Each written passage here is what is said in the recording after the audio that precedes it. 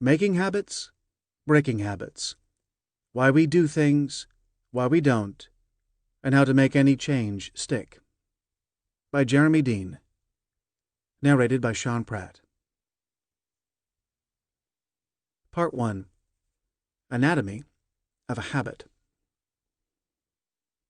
Chapter 1. Birth of a Habit. This book started with an apparently simple question that seemed to have a simple answer. How long does it take to form a new habit? Say you want to go to the gym regularly, eat more fruit, learn a new language, make new friends, practice a musical instrument, or achieve anything that requires regular application of effort over time. How long should it take before it becomes a part of your routine rather than something you have to force yourself to do? I looked for an answer the same way most people do nowadays. I asked Google. This research suggested the answer was clear-cut. Most top results made reference to a magic figure of 21 days. These websites maintained that research, and the scare quotes are fully justified, had found that if you repeated a behavior every day for 21 days, then you would have established a brand new habit. There wasn't much discussion of what type of behavior it was or the circumstances you had to repeat it in, just this figure of 21 days. Exercise, smoking, writing a diary, or turning cartwheels, you name it, 21 days is the answer. In addition, many authors recommend that it's crucial to maintain a chain of 21 days without breaking it. But where does this number come from? Since I'm a psychologist with research training, I'm used to seeing references that would support a bold statement like that. There were none. My search turned to the library. There I discovered a variety of stories going around about the source of the number. Easily my favorite concerns a plastic surgeon, Maxwell Maltz, M.D. Dr. Maltz published a book in 1960 called Psycho-Cybernetics, in which he noted that amputees took, on average, 21 days to adjust to the loss of a limb, and he argued that people take 21 days to adjust to any major life changes. He also wrote that he saw the same pattern in those whose faces he had operated on. He found that it took about 21 days for their self-esteem either to rise to meet their newly created beauty or stay at its old level. The figure of 21 days has exercised an enormous power over self-help authors ever since. Bookshops are filled with titles like Millionaire Habits in 21 Days, 21 Days to a Thrifty Lifestyle, 21 Days to Eating Better, and finally the most optimistic of all, 21-Day Challenge, Change Almost Anything in 21 Days. At least it acknowledges that it might be a challenge. Occasionally, the 21-day period is deemed a little too optimistic, and we are given an extra week to transform ourselves. These more generous titles include 28-Day Vitality Plan and Diet Rehab, 28 Days to Finally Stop Craving the Foods That Made You Fat.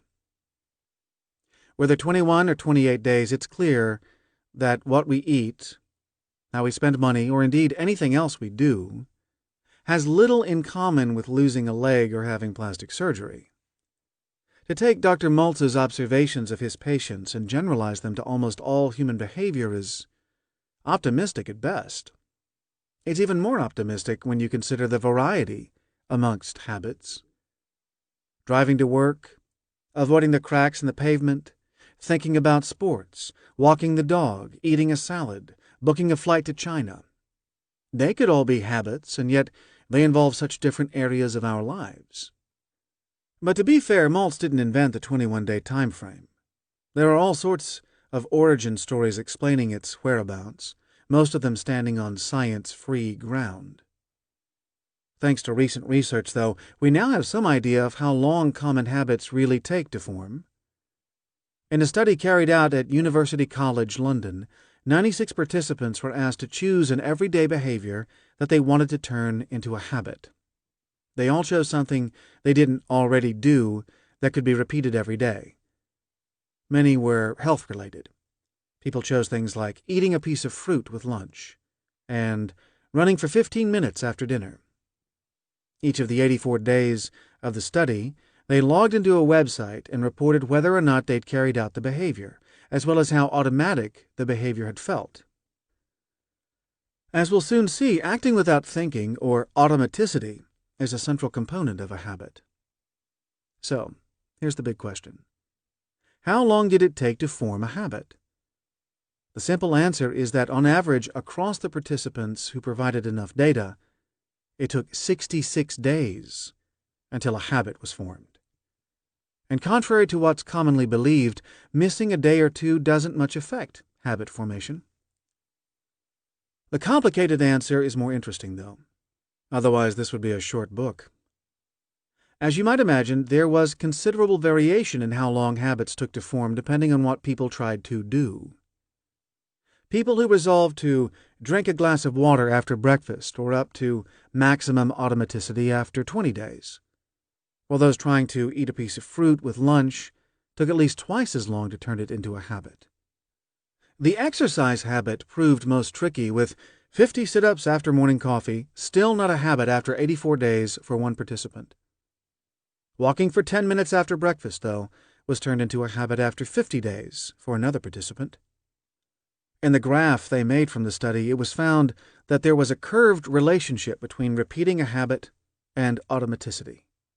This means that the earlier repetitions produced the greatest gains toward establishing a habit. As time went on, these gains were smaller. It's like trying to run up a hill that starts out steep and gradually levels off. At the start, you're making great progress upwards, but the closer you get to the peak, the smaller the gains in altitude with each step. For a minority of participants, though, the new habits did not come naturally. Indeed, overall, the researchers were surprised by how slowly habits seemed to form. Although the study only covered 84 days, by extrapolating the curves, it turned out that some of the habits could have taken around 254 days to form, the better part of a year. What this research suggests is that 21 days to form a habit is probably right, as long as all you want to do is drink a glass of water after breakfast. Anything harder is likely to take longer to become a really strong habit, and in the case of some activities, much longer. Dr. Molt and his cheerleaders weren't even close, and all those books promising habit change in only a few weeks are grossly optimistic. Of course, this study opens up a whole new set of questions. The participants were only trying to adopt new habits. What about our existing habits? How much better might they have done using tried and tested psychological techniques? And this study doesn't really tell us what a habit feels like, how we experience it, or where it tends to happen. What do we actually do all day long? Some busy days slip by in a flash, and we remember little. Whether at work or idling around at home, it would be fascinating to know exactly how our time is spent and which parts are habitual. Unfortunately, there's a very good reason why we tend to be awful at recalling habitual behavior, which is to do with its automaticity. So psychologists use diary studies, which give a much more accurate picture of what people are up to than we can get from memory. In one study led by habit researcher Wendy Wood, 70 undergraduates at Texas A&M University were given a watch alarm. Every hour, while they were awake, it reminded them to write down what they were doing, thinking, and feeling right at that very moment. The idea was not just to build up a list of activities, but to see the context in which they occurred. Across 2 separate studies, the researchers found that somewhere between 1/3 and 1/2 the time, people were engaged in behaviors that were rated as habitual. This suggests that as much as half the time we're awake, we're performing a habit of one kind or another. Even this high figure may well be an underestimate, since it's based on only young people whose habits haven't had much of a chance to set hard. So what were participants in Wood's research up to? Since they were students, the largest category was studying. This included attending classes, reading, and going to the library, which made up 32% of the diary entries. Amongst these activities, about one-third were classified as habitual. The next category was entertainment, which participants were engaged in 14% of the time. This included things like watching TV, using the internet, and listening to music. And this time, the percentage of habitual activities went up to 54%. Next on the list were social interactions, which made up 10% of the entries, and 47% of which were classified as habitual behaviors. The category in which the behaviors were least habitual was cleaning, down at only 21%, while the category which was most habitual was going to sleep and waking up at 81%. At least they weren't hiding their lazy, slovenly ways. More important than precisely what they were doing, especially for those of us who aren't students, are the characteristics of habits. What does it feel like? What's going on in our minds? What emerged from this study, as it has from others, are three main characteristics of a habit. The first is that we're only vaguely aware of performing them. Like when you drive to work and don't notice the traffic lights. You know some part of your mind was attending to them, along with other road users and the speed limit, but you often can't specifically remember doing so. In Wood's study, participants reported exactly this vagueness about their habitual behavior. While they were hanging out, watching TV, or brushing their teeth, they reported thinking about what they were doing only 40% of the time. It's one of the major benefits of a habit. It allows us to zone out and think about something else, like planning a trip on the weekend. Habits allow the conscious part of our minds to go a-wandering while our unconscious gets on with those tedious, repetitious behaviors. Habits help protect us from decision fatigue, the fact that the mere act of making decisions depletes our mental energy. Whatever can be done automatically frees up our processing power for other thoughts.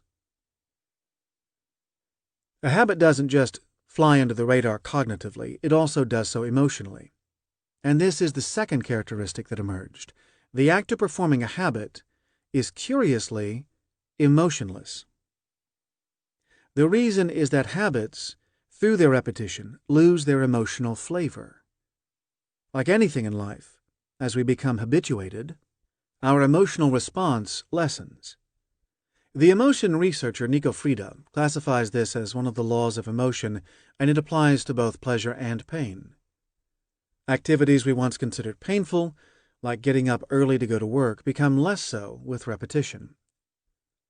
On the other hand, activities which excite or give us pleasure initially, like sex, beer, or listening to Beethoven's Seventh, soon become mundane.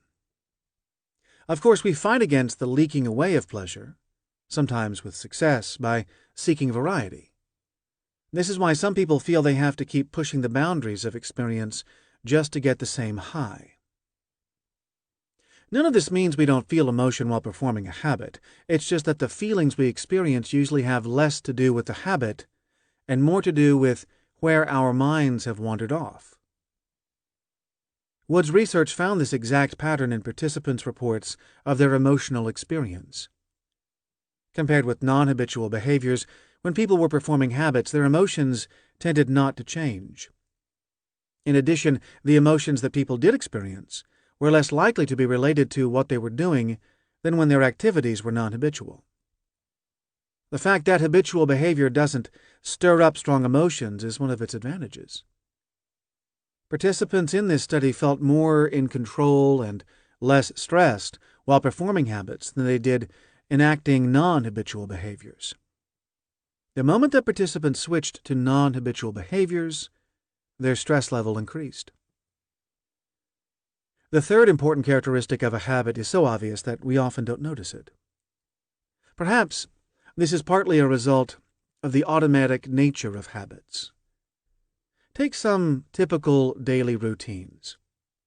You get up in the morning, go to the bathroom, and take a shower. Later, you're in the car when you turn on your favorite radio station. Then at the coffee shop, you order a blueberry muffin. The connection is context. We tend to do the same things in the same circumstances. Indeed, it's partly this correspondence between the situation and behavior that causes habits to form in the first place. The idea that we create associations between our environment and certain behaviors was memorably demonstrated by the Russian psychologist Ivan Pavlov. In Pavlov's most famous research, carried out on dogs, he created an association between being fed and ringing a bell. Then after a while he tried ringing the bell without feeding the dog. He noticed that the dog began to salivate anyway. The bathroom, car, and coffee shop are like Pavlov's bell, unconsciously reminding us of long-standing patterns of behavior, which we then enact again in exactly the same way as before. This is backed up by research on humans that shows that people tend to perform the same actions in the same contexts. In the diary study described above, most of the behaviors like socializing, washing, and reading are carried out in the same place. It becomes clear just how much context is important for habit whenever you move house or get a new job. Once in the new home, it's suddenly difficult to do the simplest of jobs. Making a sandwich becomes an ordeal as you have to consciously think about where the knives and plates are. It's not just simple tasks that become more difficult. It's all your usual routines. From getting up in the morning to going to bed at night, so many tasks feel like they're being done for the first time. You may even find yourself trying to carry out your old habits in your new home, to no avail. Because everything is moved, suddenly those ingrained ways of behaving fail you. The same goes for new jobs.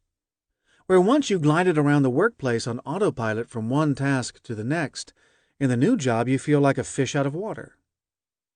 Psychologists have seen how important context is in research on how people cope with changes to their environment. In one study, students' habits were tracked as they transferred to a new university. They were asked how often they watched TV, read the paper, and exercised, both before the move and afterwards. They were also asked about the context in which these habitual behaviors were performed. How did they perceive the context? Where were they physically? And who was with them at the time? The answers to these questions built a picture of whether the context had really changed with the move from one location to another. For example, it's possible that although a physical location changes, the overall context doesn't. Like hotel rooms, one dorm room can look much like another, so it might not feel that things have changed much. What the participants reported as they moved from one university to another was that context was important in habit change. They found that if they wanted to cut down their TV and increase their exercise, it was easier to do so after the move. This is because new surroundings don't have all the familiar cues to our old habits. Without those cues, our autopilot doesn't run so smoothly and our conscious mind keeps asking us what to do. That's why moving house is like going on holiday. Without your established routines, you have to keep consciously thinking about what you're going to do now. The same thing happened to these students. Instead of automatically watching TV or reading the newspaper, they were more likely to think, what did I plan to do today? And what do I actually want to do now? As a consequence, a world of possibility opens up. The rather bland word context can also include other people. Whether we notice it or not, we are heavily influenced by those around us. The researchers in this study found that participants' behavior was disrupted by any changes in the behavior of those around them. For example, students reported they changed their newspaper reading habits if those around them changed theirs. It isn't necessarily the case that we copy other people, just that they tend to cause some change in us. This ties in with the finding that people who live alone report more of their daily behaviors as being habitual than those who live with others. Other people then disrupt our routines, sometimes for better, sometimes for worse. Now, we've seen how habits are born, what they feel like, and how much of our daily lives they take up. 3 characteristics have emerged: Firstly, we perform habits automatically without much conscious deliberation. Secondly, habitual behaviors provoke little emotional response by themselves. Thirdly, habits are strongly rooted in the situations in which they occur. We also know that they can vary considerably in how long they take to form.